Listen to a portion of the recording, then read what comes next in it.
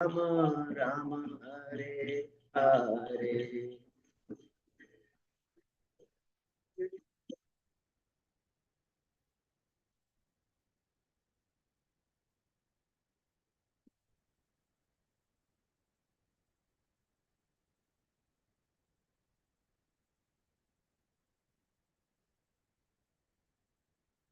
Hare Krishna, Hare Krishna, Krishna Krishna, Hare Hare, Hare Rama, Hare Rama, Rama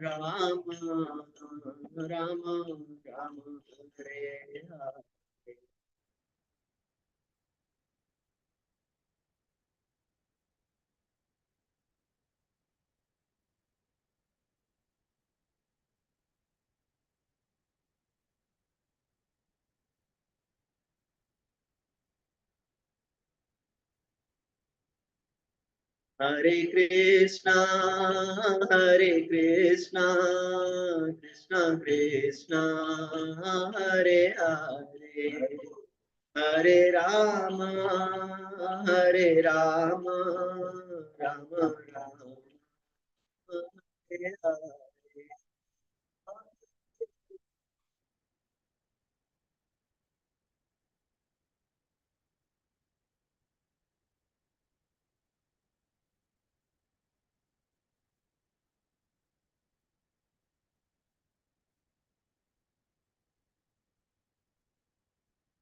Hare Krishna, Hare Krishna, Krishna Krishna, Hare Hare, Hare Rama, Hare Rama, Rama Rama, Hare Hare.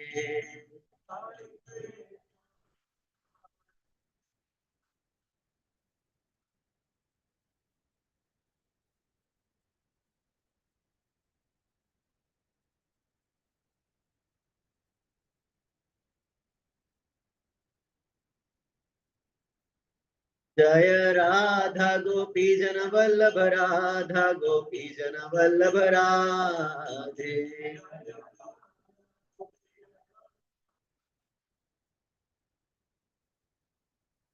जय निताय पतित पावन गौर हरि जय निताय पतित पावन गौर हरि।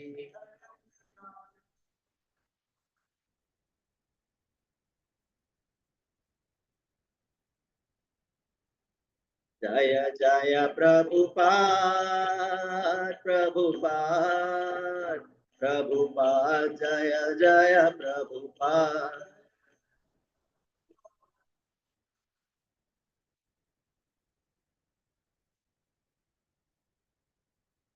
जय जय गुरुदेव गुरुदेव गुरुदेव जय जय गुरुदेव।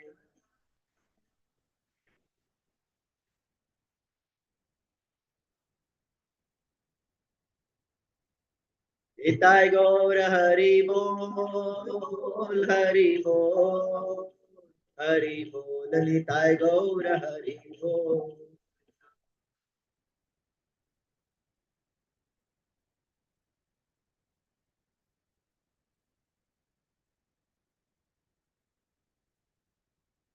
भगवान की निताय पतित पावन गौर हरि की श्रील प्रभुपाद की श्रील गुरुदेव की निताय गौर प्रेमानंदे। Hare Krishna. So again, welcome to Sunday morning Srimad Bhagavatam discussion. So today we are discussing Srimad Bhagavatam, Canto 4, Chapter 9, Text 67. Right? Yeah. Om Namo Bhagavate Vasudevaya.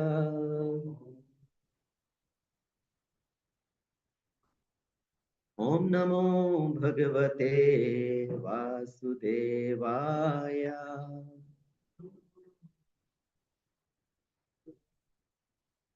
Om Namo Bhagavate Vasudevaya.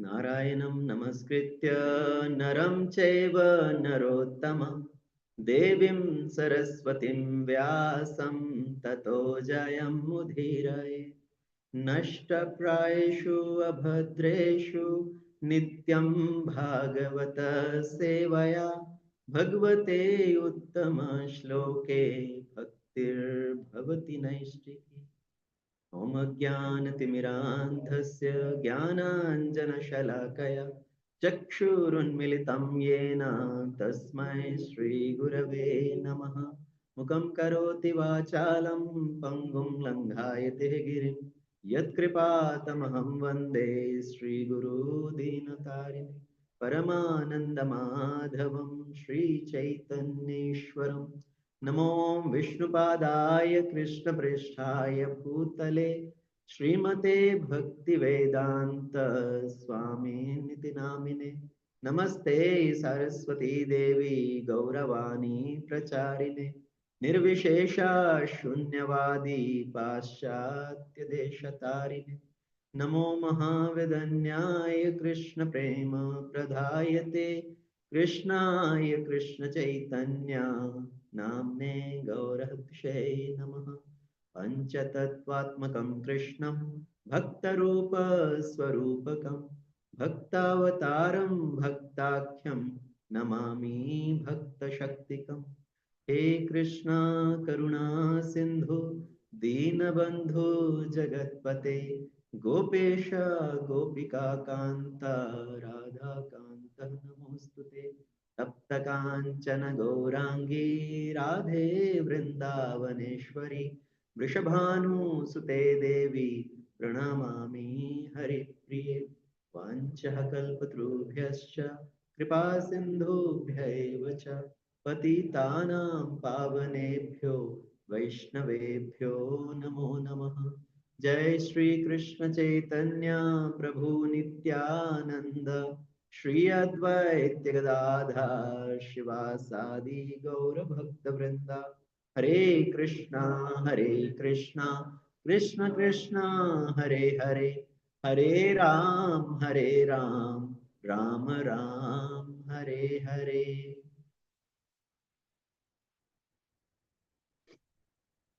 Hare Krishna. So today's verse, Srimad Bhagavatam, Canto 4, Chapter 9, text 67. And this chapter is about Dhruva Maharaj returns home after his austerities, after seeing the Lord face to face. And then after getting wounds from the Lord, Dhruva Maharaj, he returns back his home. So we'll recite the verse. Atmanam cha pravayashyam akal akalya vishampatihi वनं विरक्तः प्रतिष्ठात् विमर्शान् आत्मनो गतिम् आत्मनां च प्रवयाश्याम् अकल्या विशाम्पतिः वनं विरक्तः प्रतिष्ठात् विमर्शान् आत्मनो गतिम्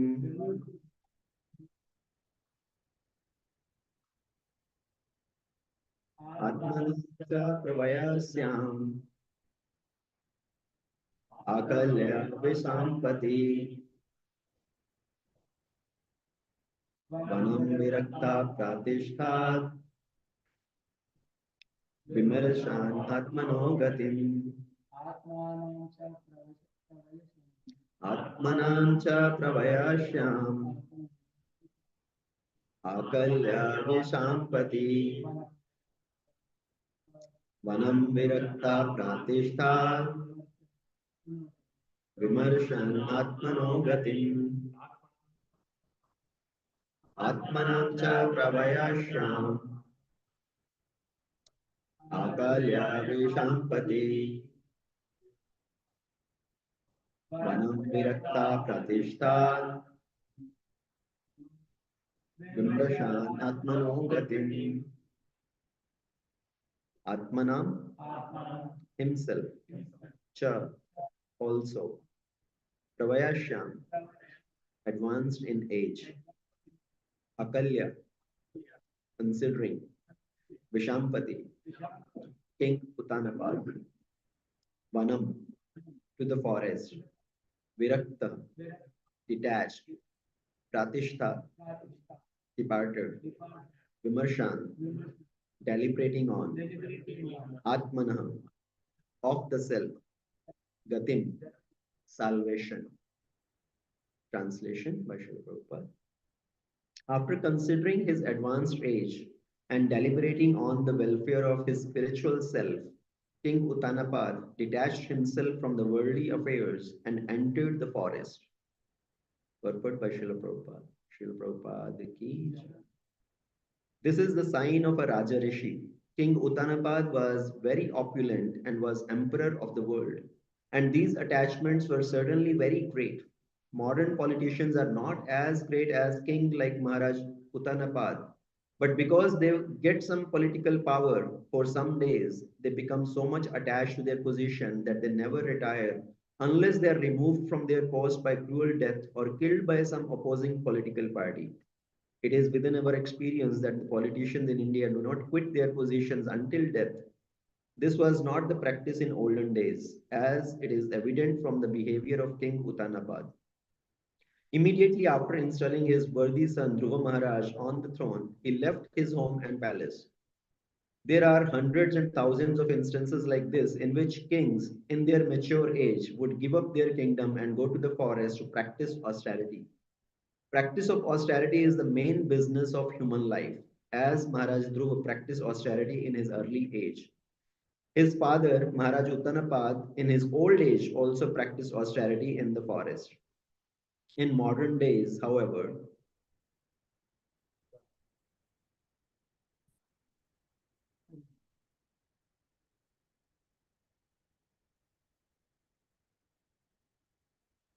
in the modern age, however, it is not possible to give up one's home and go to the forest to practice austerity.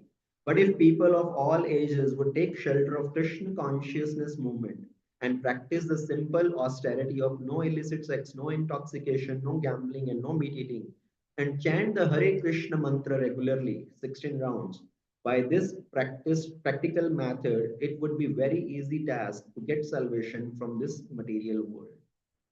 Thus ends the Bhaktivedanta purport of the fourth canto, ninth chapter of Srimad Bhagavatam, entitled Dhruva Maharaj Returns Home.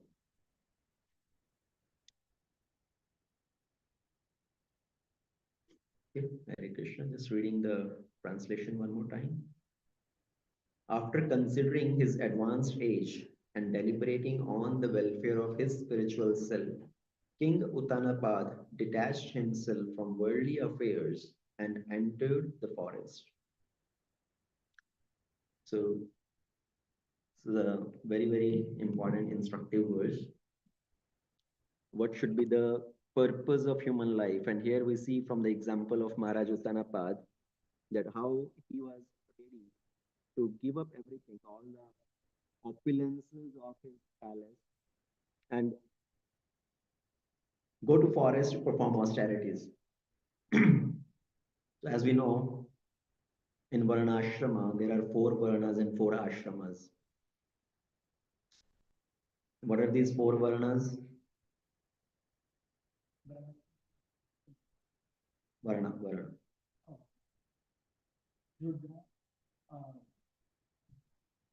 Brahmana, Kshatriya, Vaishya, Shudra. So these are the 4 Varnas, and 4 Ashramas are. Yes. So Brahmachari, Grihastha, Vanaprastha, and Sannyas. And we call these all ashrama. Right? Generally, people think ashrama means going to forest, some hut, some ashram, some hermit is there. That is ashram. Right? But as per the Varnashram system, all the 4 ashram, Brahmacharya ashram, Grihastha ashram, Vanaprastha ashram, Sannyas ashram. So what is the meaning of ashram? Ashram is not just some physical residential place. Ashram means, the literal word ashram means ashrita. Okay. So brahmachari ashram, Grahastha ashram, grahasthite ashrita. While staying in the family life, while staying with at home with family, taking shelter of the Lord. So all these phases of life, one need to take shelter of the Lord and progress in spiritual life. And ultimately, the third stage is Vanaprastha ashram. One ko prasthan karna, right? Vanaprastha. So that is what this verse is speaking about. Uttanapad Maharaj was ready to leave his palace, all the opulences, all his comforts, and he was ready to go to the forest to perform austerity. And if we consider the age of 100 years, so all these four ashrams are equally divided as 25, 25, 25, 25.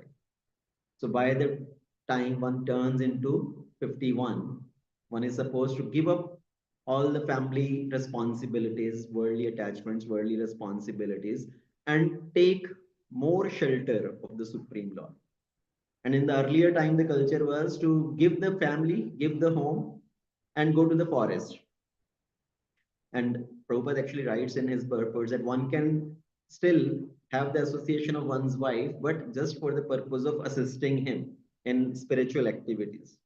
Not that for the purpose of he's still maintaining attachment, but one can still, during one prastha phase, one can still associate with one's wife, uh, travel along with one's wife to the forest, but keeping her as assistant to assist him, to serve him in his spiritual responsibilities.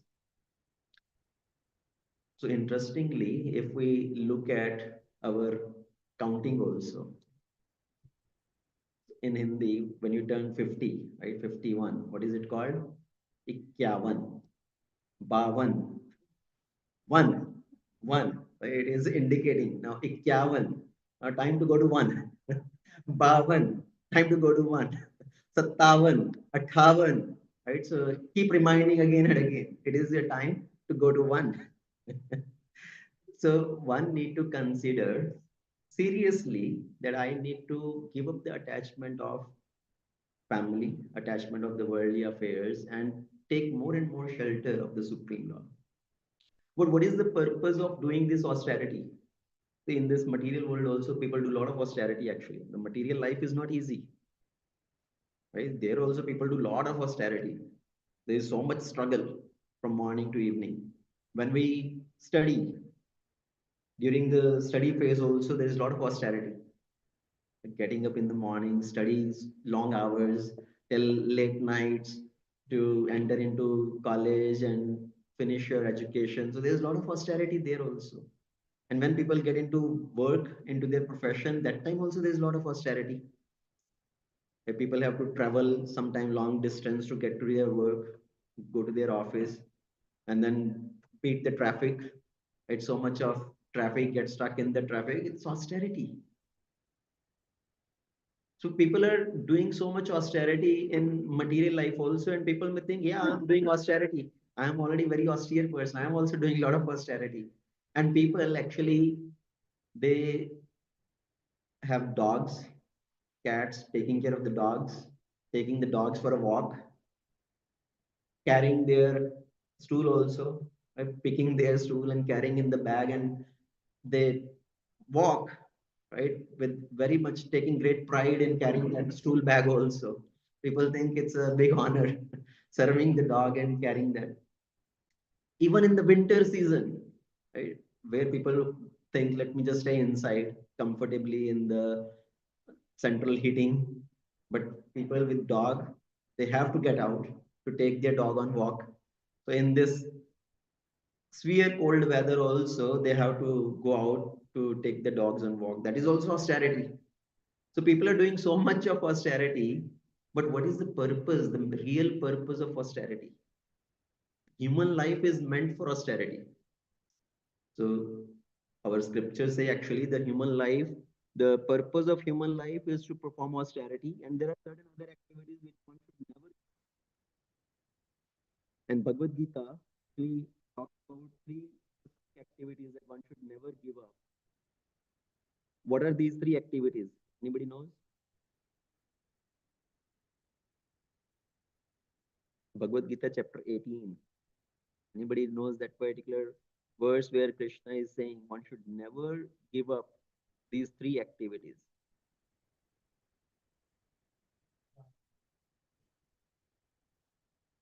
Nice. So, Prabhuji, you know which verse is that?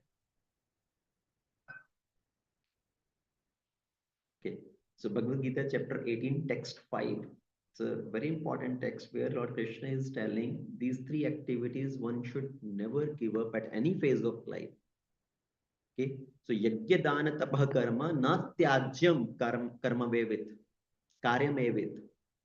Yajyo dana tapascheva pavanani manishinam.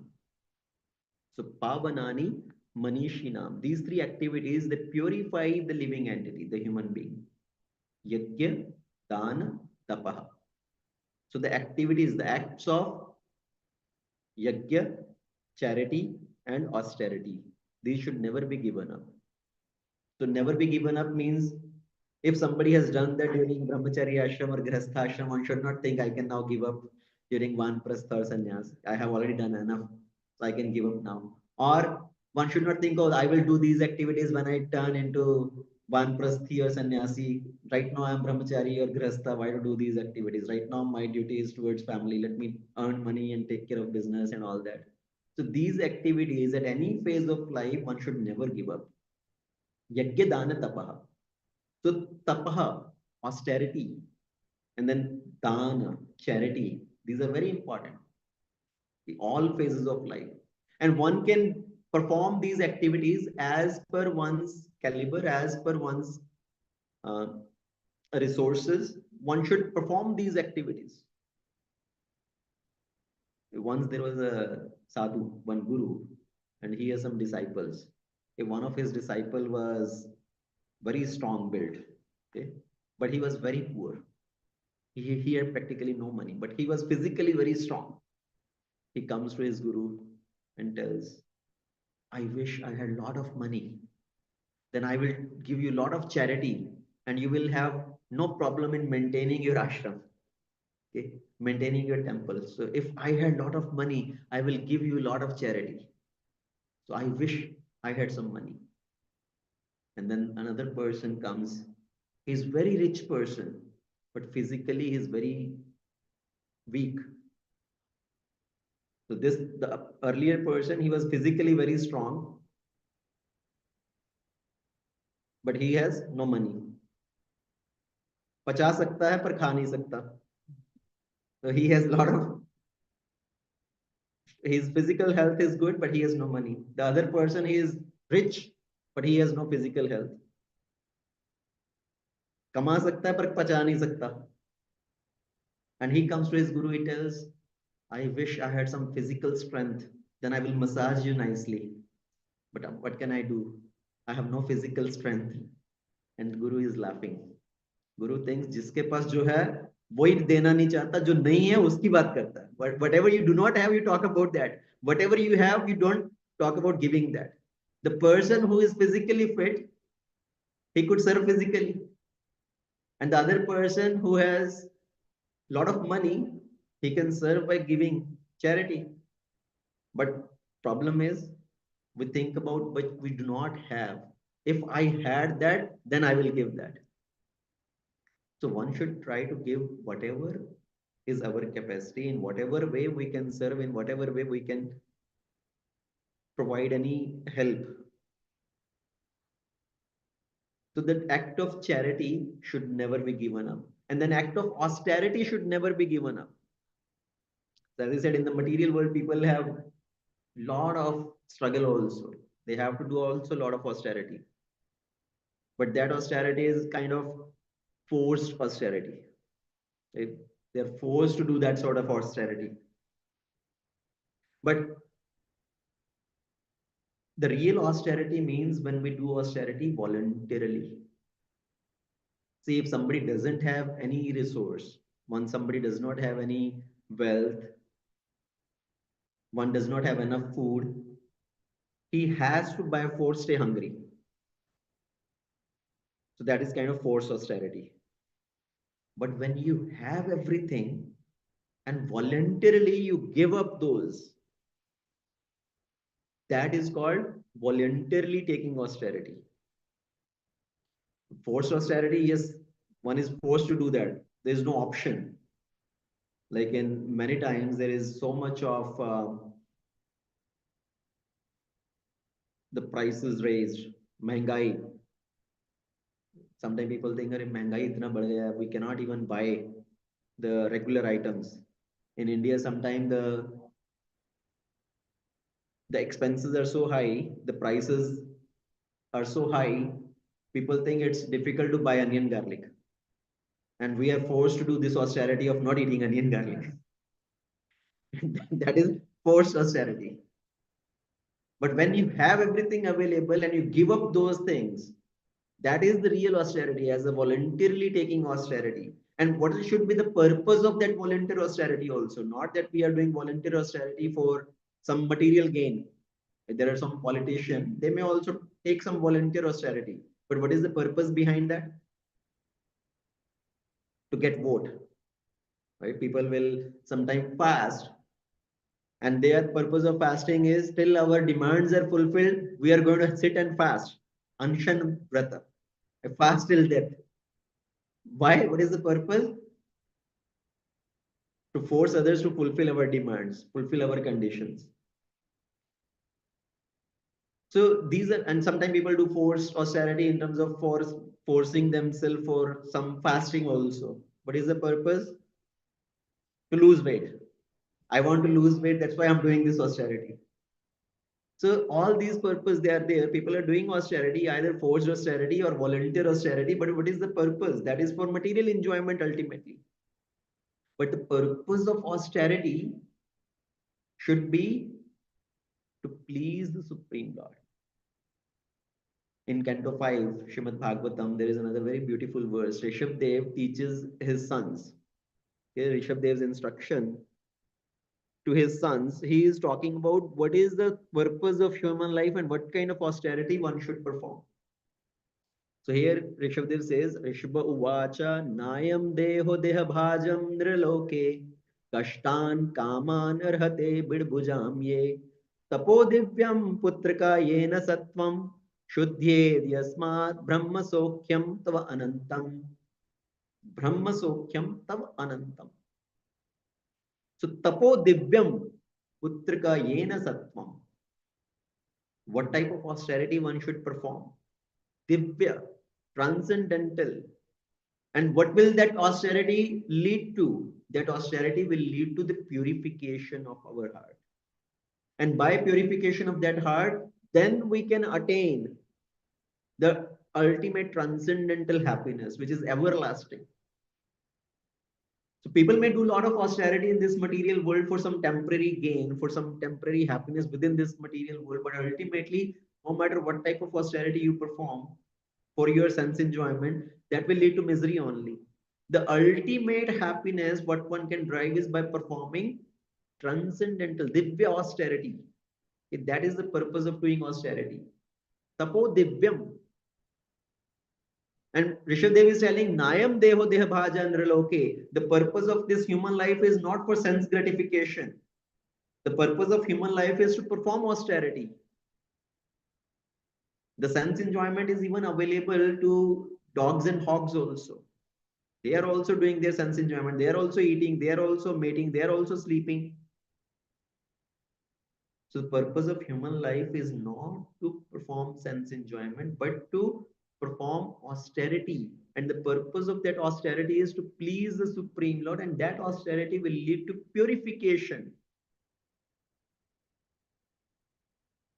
So that's why it says in Brahmana, a Brahmana is supposed to perform austerity so that in the next life he will attain the transcendental pleasure. But where here in material world, we do not have even the concept of next life. And most people think this life is all in all, and let me enjoy this life to the fullest extent. Now I have got this body, I have got this opportunity, so let me enjoy. I don't know what will happen. First of all, they do not have belief in next life. And even they believe in next life, then they think, I don't know what situation I will get. So let me enjoy right now. But the purpose of human life is to perform austerity. And there is austerity of body, There is austerity of speech. There is austerity of mind. In Lord Krishna talks about this different type of austerity in chapter 17 of Bhagavad Gita, that we should perform this austerity. What is the austerity of body? What austerity we can perform with our body? So in chapter 17, text 14, 15, 16, in these three verses, Krishna talk about austerity of body, then austerity of speech, and then austerity of mind in three verses. So the austerity of body is cleanliness, paying obeisances to the Supreme Lord, to the spiritual master, to the superiors. Okay, so using our body and paying obeisances, cleanliness, to maintain cleanliness, that is an austerity. In winter season, taking bath is big austerity, right? People think, when do you take bath? Once a week.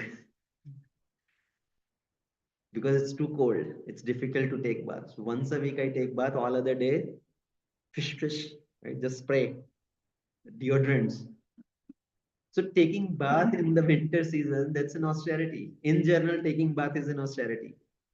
So cleanliness, maintaining that standard of cleanliness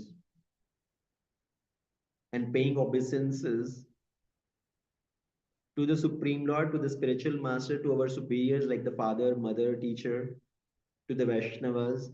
So that is the austerity of the body. So as soon as we enter into the temple, first we pay obeisances at the entrance itself. Right? That is like paying obeisances all the Vaishnavas. Then we pay obeisances to Srila Prabhupada. Then we pay obeisances in front of the deities. And then while leaving, we pay obeisances in the reverse order. Pay obeisances to the deities, pay obeisances to Srila Prabhupada, then while leaving again pay obeisances at the entrance. So there is a sequence how you pay obeisances when you enter, there is a sequence how you pay obeisances while leaving. But what happens is generally we think once paid obeisances, what is the need to pay obeisances again and again? एक बार कर दिया ना, बार बार क्या करना? But paying obeisances to the Lord, that is also an austerity. All our Goswamis, if we see, the Goswamis are paying obeisances. Raghunath Das Goswami, how many times he pays obeisances? 1,000 times to the Lord, 1,000 times to their devotees. And so paying obeisances thousands of times. And for us, actually, it becomes paying obeisances for few times, 3, 4 times. It becomes as an obstacle, as a difficulty. We think, sir, haath jod diya, just pay obeisances like that. We have a different ways of paying obeisances. I remember my Guru Maharaj, His Holiness Gopal Krishna Goswami Maharaj, when he enters into the temple, he will pay obeisances to each and every photo in the temple hall. Okay? In temple hall, we have so many photos of the Lord with different pastimes. So many photos are there. He will pay obeisances to the deities and he will pay obeisances to each and every photo of the Lord in the temple hall. And that was his way of showing respect to the Lord, to the devotees. And even at such a mature age, even at the age of 80, he will bow down, even with so much struggle. He will bow down and pay obeisances. Otherwise, we could have think, okay, now I have problem in bending down and my knees are not helping me. My back is having problem. So I can just stand and fold hands and that's enough. But no, he will still bow down, dandavat pranam, in front of the Lord, in front of Srila Prabhupada. So that is the austerity of the body and maintaining cleanliness. For us, taking one-time bath is big deal. We think subah ek bar snan kar liya ho gaya. But we are, as we progress in spiritual life, we need to maintain those standards of cleanliness. If we have used restroom, if we pass stool, again immediately we are supposed to take bath and maintain that standard of cleanliness. If you are going to do any activity in kitchen, if you're going to do any service in kitchen, we are definitely supposed to take bath. So that is maintaining the standards of cleanliness. Otherwise, how you can serve the Lord, how you can please the Lord if you're not even able to maintain that standard of cleanliness. So that is the austerity of the body, austerity of the speech. What is the austerity of speech?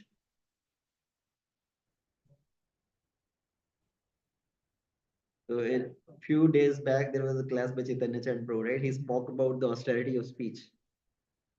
Satyam Priya Hitam Cha.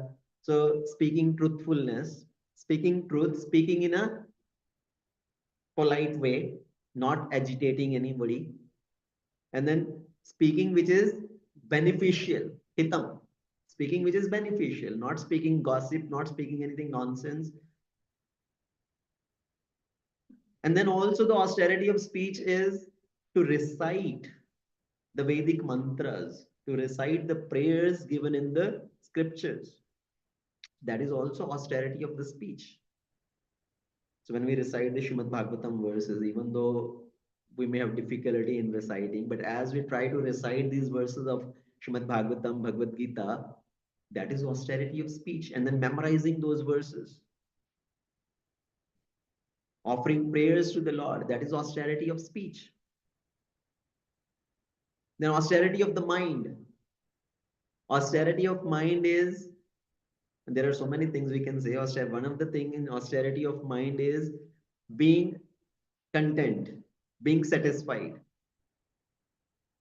Yeah, but our mind is so agitating. The mind goes here and there. Anything new, any new gadget comes, new version of iPhone comes, new version of iPad comes. Our mind proposes, you need to get that latest model.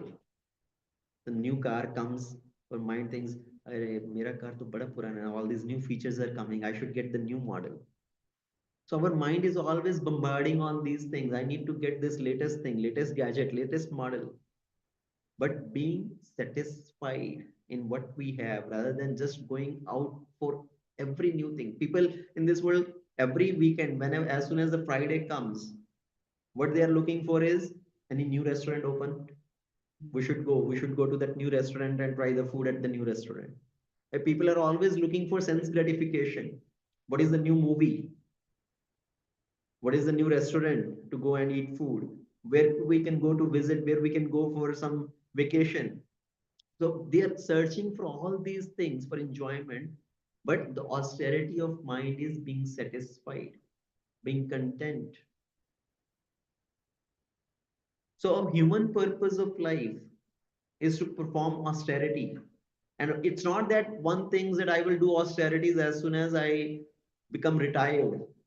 In the retired phase of life, then I will do austerity. Right now, I need to fulfill the responsibilities of the family. Let me enjoy right now, and later I will do austerity. If we do not practice austerity in the early phase of life, how can one think of performing austerity later on?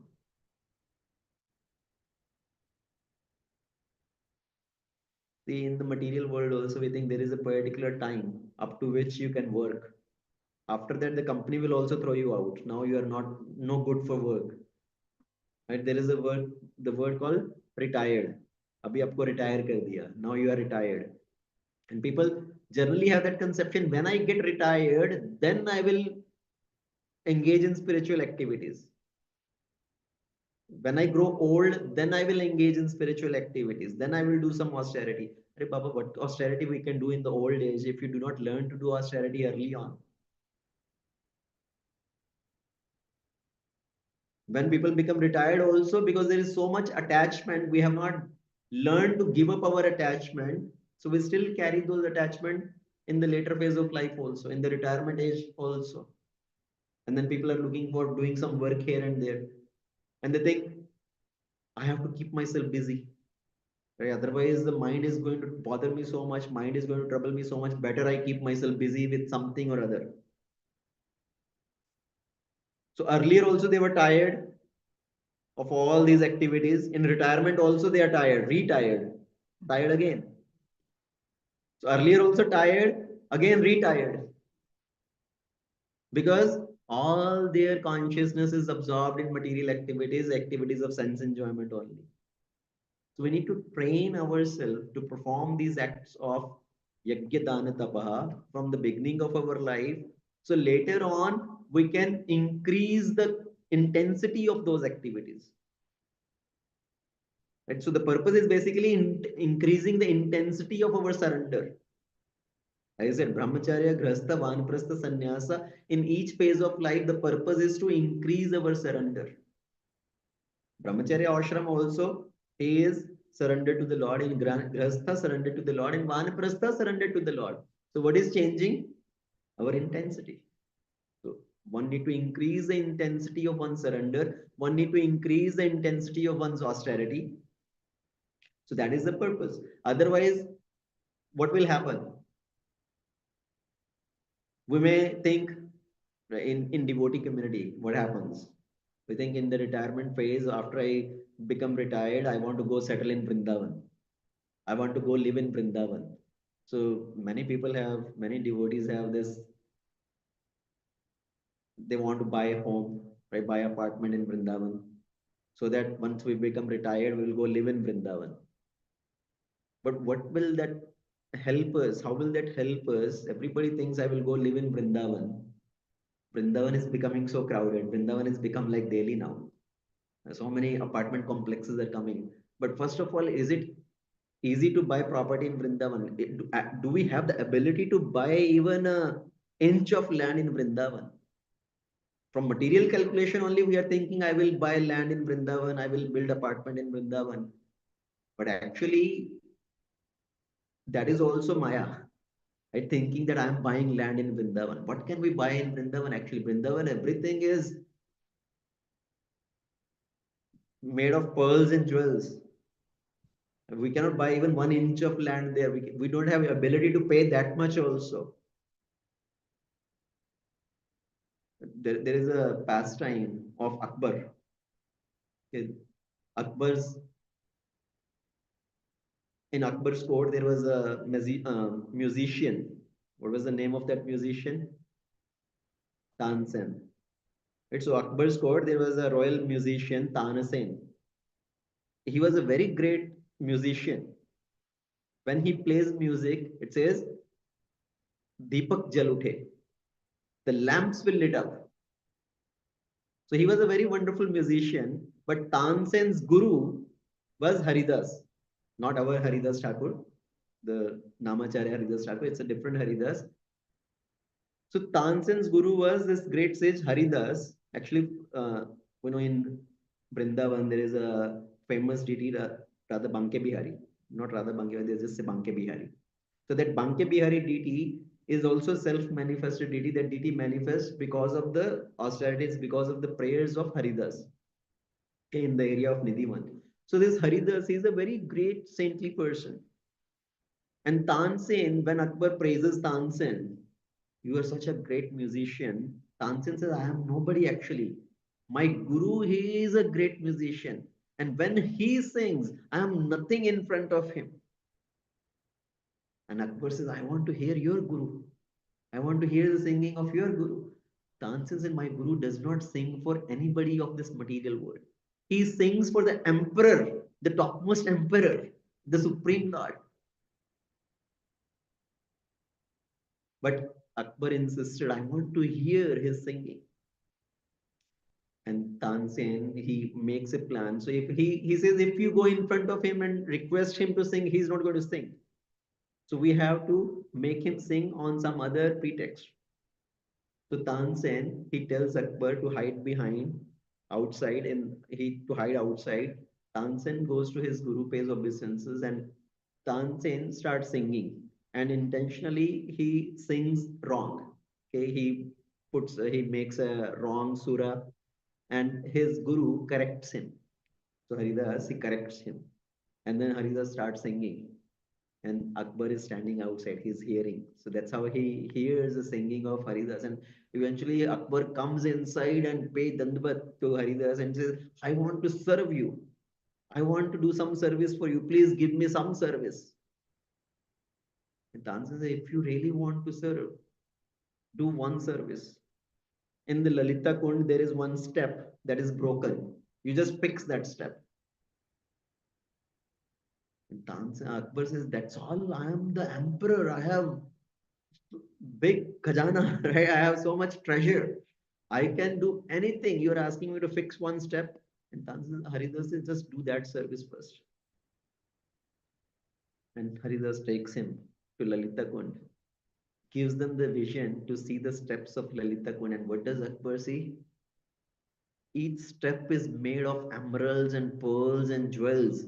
To fix that one step, it will exhaust all the treasure of Akbar. It that much how the land of Vrindavan is. It's made of pearls and emeralds and jewels. We do not have that ability to consider I will buy land in Vrindavan.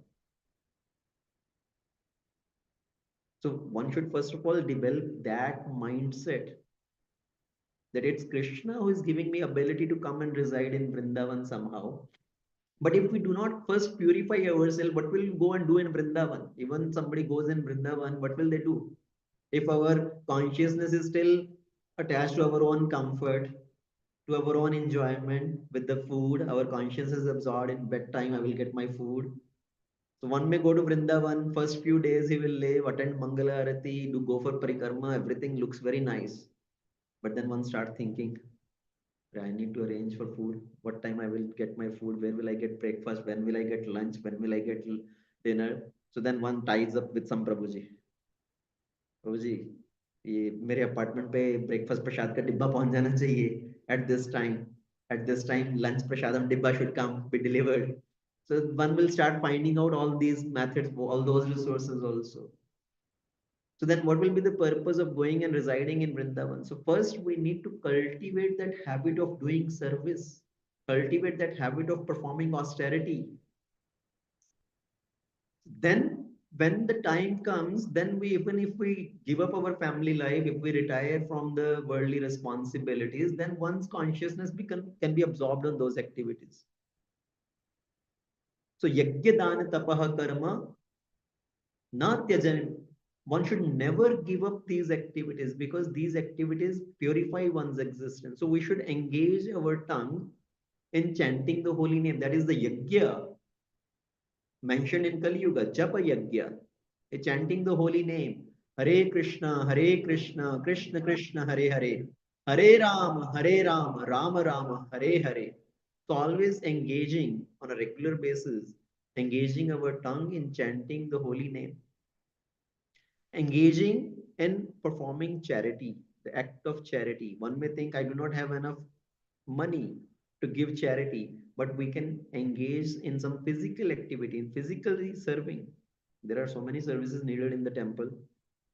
We can come wash the pots, we can come cut the vegetable. Now summer is coming, there is a lot of outside yard work also to beautify the temple. So we can engage in so many ways in serving with our wealth, serving with our body. That is also austerity, right? Doing that physical labor for the Lord. That is austerity. So at least we can engage in that way, engaging in the austerity. And then tapaha, austerity, another way of performing austerity. What kind of austerity is recommended as a practicing devotee? What austerity can we really do? So getting up early in the morning, taking bath, chanting the holy name, following the four regulative principle, that is the austerity. Right? As Srila Prabhupada is writing in this purport. So if a devotee chants the holy name and follow the four regulative principle, that is the austerity. One should not think, oh, I will go to the forest. First of all, there is no vanas left now. And no matter you go try to go to the secluded place, there are no secluded places left. Every place people have made into the place of enjoyment. I remember few devotees many years back, I think it's 12, 13 years back, 4, 5 of us, we thought we'll go for some camping in a secluded place. We'll go put some tent in some forest area, okay, some which is away from any other camping places. We went in for the camping. There also people have made into places of picnic. There are no places left as secluded places. And first of all, no matter you go in the middle of the forest also, the planes are flying, zoom, zoom. You will hear all those sounds only. So one should not think I will go to the forest and perform austerity. Actually, for us as practicing devotees, staying here, coming to the temple regularly, performing the service for the Lord, chanting the holy name, following the four regulative principle, that itself is the recommended process in Kali Yuga. We don't have to go anywhere. All we are supposed to do is learn to give up our comforts, learn to engage in charity, learn to engage in performing austerity, giving up sense enjoyment. And Srila Prabhupada writing in the purport here, giving a contrast to the old age time kings versus the modern politicians. The old age time, there are so many kings, there are so many examples. The kings, when they see their mature age, when they observe their mature age, they immediately want to go and live in the forest. So here we are hearing about Uttanapad, Maharaj Uttanapad, father of Dhruva Maharaj. He noticed his mature age and he was ready to go to the forest. We hear about in the scriptures, we hear about Bharat Maharaj also. Bharat Maharaj, he gave up all his kingdom. He gave the kingdom to another eligible person in his city, not even to his sons. And then he retired to forest to perform austerities. Dashrath Maharaj, he observed white hair on the side. And he thought, I should now make Lord Ram. I should make Ram as the king and I should retire. So there are all these kings are called as Raja Rishis. They want to give up the comforts of life and go for the ultimate purpose of life. And even while they were in the kingdom, it's not that they're simply enjoying. They are abiding by the principle of scriptures and performing austerities. A specific pastime from Ramayana, Dashrath Maharaj calls Ramachandra. Okay, and he informs him, tomorrow morning you will be crowned as the king. And Vashishta Rishi is also there. And Vashishta Rishi instructs Lord Ram, tomorrow morning you will be crowned as the king. So today you need to observe fasting. Tonight you are supposed to perform austerities. Lay down a kusha grass on the floor and rest on that kusha grass, not on your bed. And observe the fasting all night. If we compare with the modern day politicians, if today is the election result, somebody is nominated or somebody is gaining the victory, that they are victorious in the election and tomorrow they will be taking the swearing as the president or the prime minister of the country. So the day before taking that oath, what are they doing? Big party, right? All the people, all their party members are assembled, so much drinking, wine, and all that is going on, and they are just having party that tomorrow morning I'm going to be the prime minister or the president of the country. Whereas here we hear from the scripture, day before becoming as the ruler of the kingdom, becoming as the king, they are observing austerities for their purification. And modern day, nobody want to give up their position. If somebody has that position, they want to hold on to that position till they die. Either they will die or they will be killed by their opponents, killed by some competitors. Srila Prabhupada had written a letter to Mahatma Gandhi. Prabhupada wrote to Mahatma Gandhi that I request you to retire from this political life and take to the teachings of Bhagavad Gita wholeheartedly and preach this message of Bhagavad Gita. Now you should retire from this political career. Otherwise, you will be shot dead. Prabhupada had already written in the letter to Mahatma Gandhi. So that is what Prabhupada is writing in this purport also, right? They don't want to give up their position until they die or they are killed. But the purpose of human life is not to just gain some fame in this world, to get a lot of wealth, power, position. So the scriptures are giving us so much of knowledge how to lead our lives by following the rules and regulation, by following the principles. But are following the rules and regulation easy? We say follow these four regulative principles, follow the rules and regulation of the scriptures. Is following the rules and regulation easy? No, it's not easy.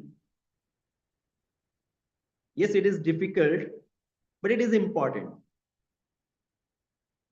Performing any austerity, even the material life is not easy. And material life is also very difficult. Prabhupada asked this question, is the spiritual life, is following the rules and regulation easy? Somebody said, no, it's not, it's very difficult. But Prabhupada said, but material life is impossible, right? Spiritual life, yes, it is difficult. Following the rules and regulation, it's difficult, but material life is impossible. Yes, following the rules and regulation is difficult. We understand that, but also we need to understand it's important for us to keep ourselves safeguard within this material world.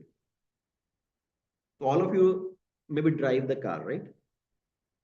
When we drive the car, there are traffic signals. There's a red light, yellow light sign.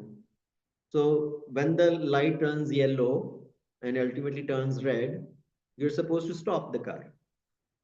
Somebody may say, I don't like these traffic signals. It is such a big disturbance to me. I want to drive freely, smoothly, without any obstructions. But what is the purpose of this traffic signs? What is the purpose of these traffic signals? Is it to give trouble to you? So what is the purpose of traffic signs? To control the flow of traffic, ultimately it is for our own protection, right? When the traffic from the other direction is going, so the red light says you stop because the other traffic is going. If the red light is not there, traffic is coming from that side, car is going from that side, boom. So this traffic signal, this red light signal is for your own protection, for your own safety. Yes, it is a disturbance, but the purpose is for your safety. So same way the rules and regulation of the scriptures are like the red, yellow signal and the red signal. And they are meant for our own safety. How to live safely in this material world so that our journey to the ultimate goal is eventually successful. You can reach your ultimate destination, which is attaining the supreme. So if you follow the rules and regulation, those are like the traffic signals. There is a yellow sign, stop. After some time, you can go. There's a red light signal, stop. And in our spiritual life, there are some permanent red lights. So those things are never to be done. You just stop. No meat eating, no illicit relation, no gambling, no intoxication. They are like the permanent red signs, red signals. And there are certain activities, okay, you don't do at this particular time, you don't do in this particular situation. So there are certain rules and regulation to follow. Ultimately, they are to safeguard us for our smooth journey towards our ultimate goal. So by following this principle, we can make our life successful. We can ultimately attain the ultimate goal, which is to develop the love for the Supreme Lord.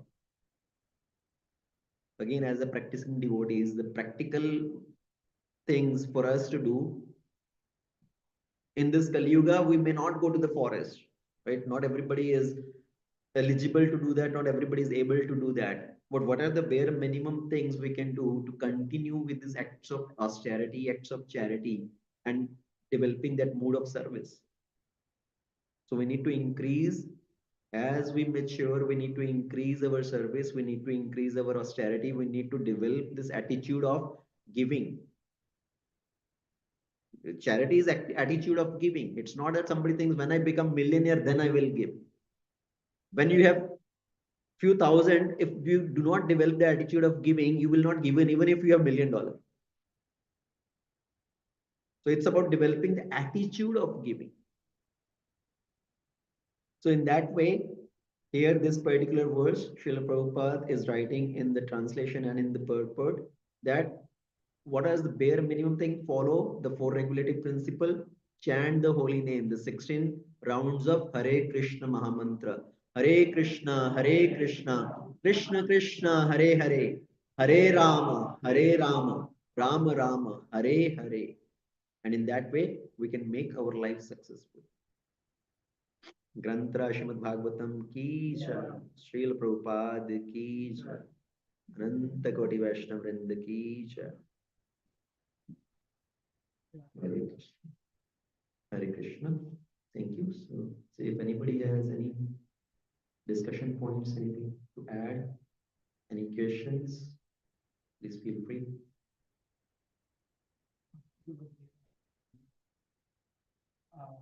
Today, I think people are making because my wife couldn't come to the class. She asked me what you learned. Don't forget and let me know. So I'm going to tell three things what I said. Ekna dhamma tappa. That is the one we should do in every phase of life. And the austerity of body, austerity of mind, austerity of speech. And you have done very nicely explained. I'll take your this. Thank you. Hare Krishna. Thank you.